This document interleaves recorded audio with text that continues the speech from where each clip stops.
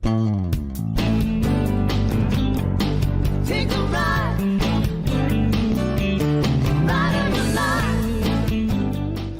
So what do we need to do, though, when we do try to have a conversation around conflict and it doesn't turn out exactly like we want, especially for those people that are not direct communicators? That is the question of the day. The first thing I'm going to say is forget the negative self-talk. Gee, I decided to talk to the bully and it's worse now. Or, hey, I read an article about how it's important to find your voice and I just got fired. Well, I teach a course called Kick Conflict to the Curb. Am I a little bit obvious?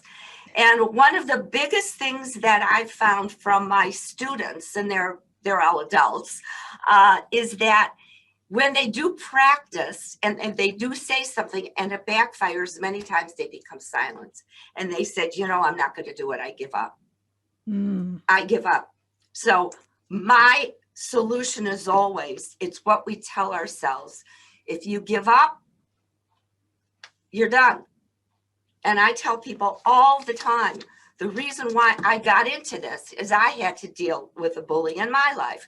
I had to find my voice. And now, all of those years later, I'm doing what I needed to do.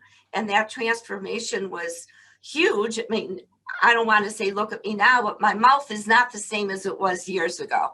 Meaning, I don't have a problem voicing my concern, and my passion is helping people do that.